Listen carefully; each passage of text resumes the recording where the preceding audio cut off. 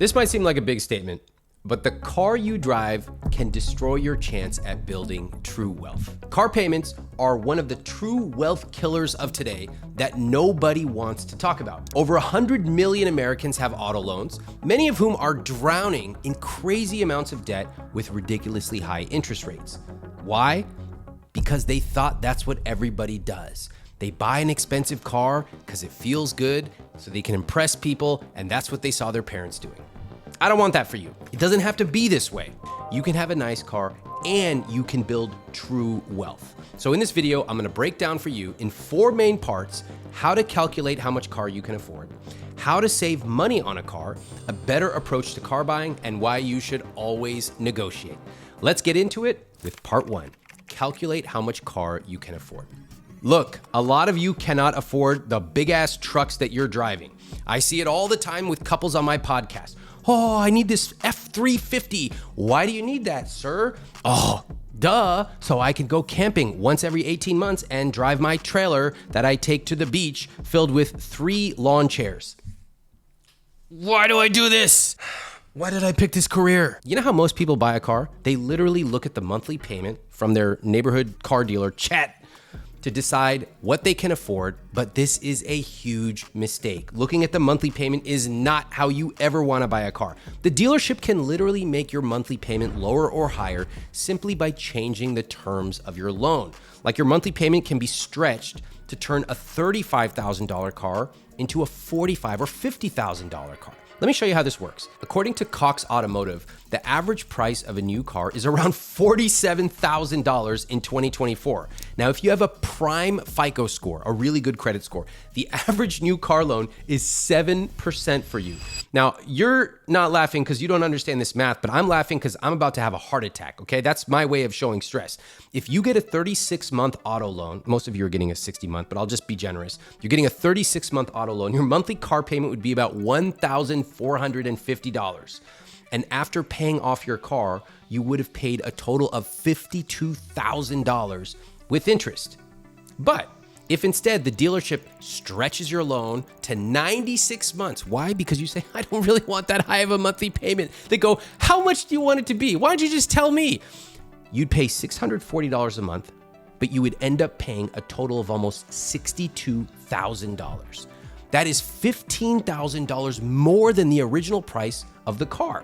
And of course, these numbers can change dramatically depending on your credit score or how much money you put down on the car. So instead of looking at the monthly payment when buying a new car, the best way to determine how much you can afford is to use ratios. Let me show you what I mean. If you use my conscious spending plan, which you can get for free in the link below, your fixed costs like housing, groceries, car payment should be between 50 to 60% of your take-home pay.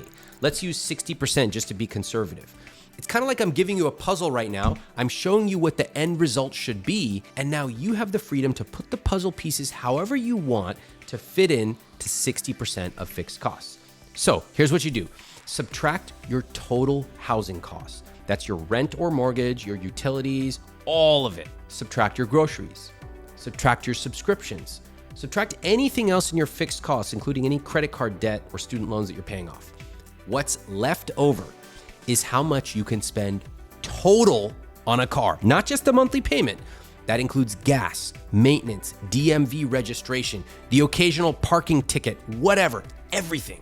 Let me show you how this works with real numbers. Let's say you take home $5,000 after taxes each month. Easy math. Your rent, utilities, debt payment, groceries, phone, subscriptions, they add up to $2,396 or 48% of fixed costs. Okay, so if you're trying to keep your fixed costs at 60%, that leaves you with $600 to spend on your car total per month. Remember, it's not $600 for the monthly payment, it's $600 for the car payment, the gas, the maintenance, all of it. This is how you decide how much you can actually afford. You work backwards and you know your total costs. It is completely different than how everyone else spends money, and it will set you up for success in your financial life. Now that you've calculated how much you can spend per month on your car, that brings me to part 2, the best way to save money on a car. Using math can show us how to get the best possible deal on a car. You know, it's funny, people make huge efforts to save on things like dessert or clothes or eating out. But when it comes to huge purchases like a house or car, it's literally like people walk outside, trip, fall, and buy a $500,000 house or a $70,000 car. What? There's also this unspoken expectation in America that we should get a new car every 3 to 5 or 6 years. Again, sometimes I feel like I was born on another planet because I look around and I just look at people like they're Martians and I'm like, where'd you learn this? What the hell is wrong with you? If we're gonna decide how to do something arbitrarily, why don't you just do it my way? All right, how many times have you seen someone sink a bunch of money into some cool luxury car, a bunch of unnecessary things that they don't need? Ooh, I need this massage on the back of my chair. It's so cool, it's so necessary for my lumbar. Only to realize 9 months later, they can't actually afford the monthly payments. And suddenly they're like, oh, what am I supposed to do? I think I need to sell it, but I can't sell it because I'm underwater. So what am I supposed to do? That's a bad situation to be in, first of all. I know because I speak to many people on the podcast about that.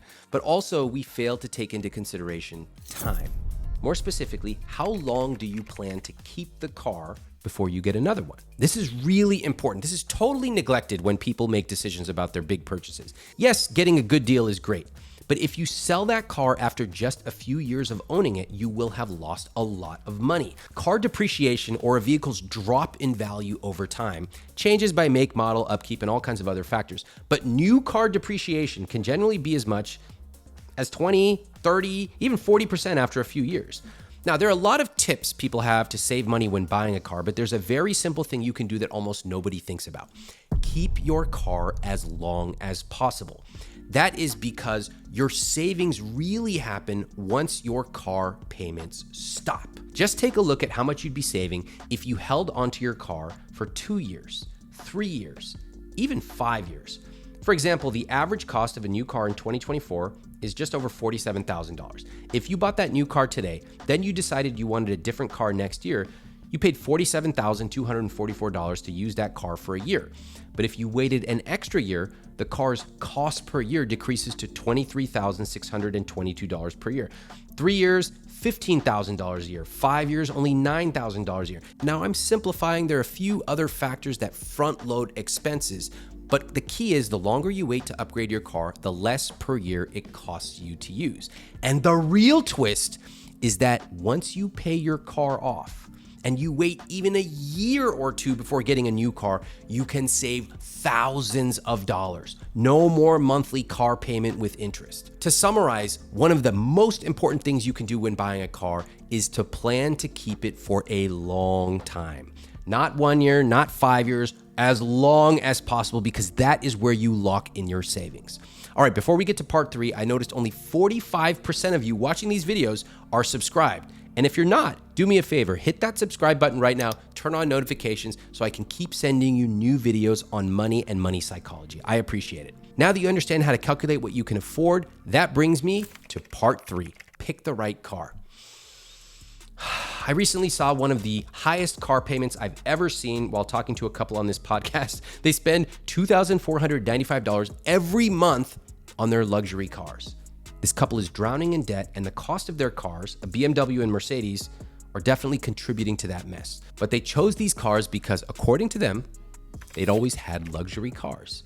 Again, the key thing when buying a car is you have to start by choosing one that you can afford, not the car you think you should have.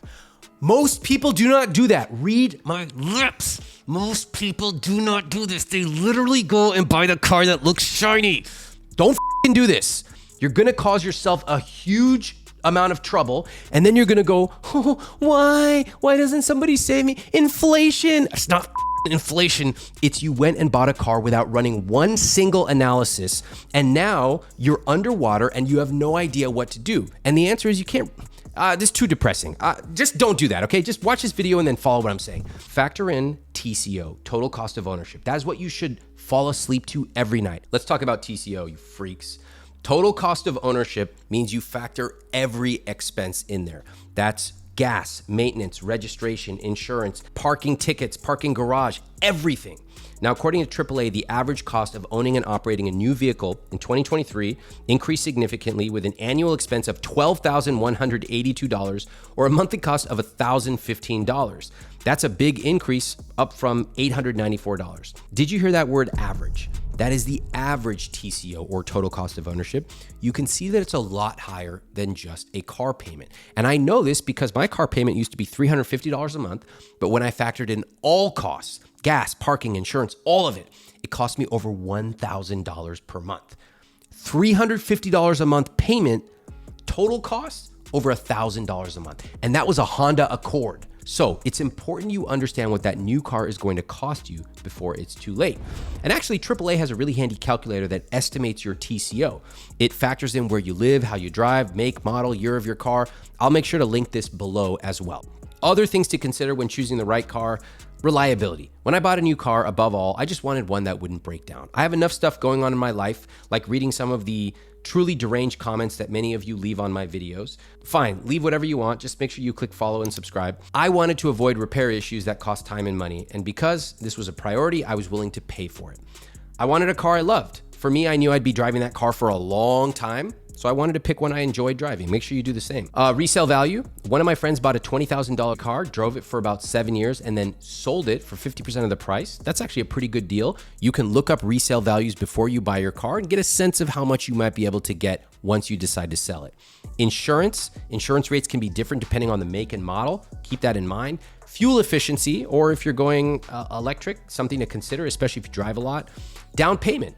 This is crucial. If you don't have much money for a down payment, you might want to look at getting a used car. If you put down zero, your payment might be higher. Lots of things to factor in. Again, this is a big purchase. Take it seriously. All right, now that you're ready to buy, let's discuss one last thing.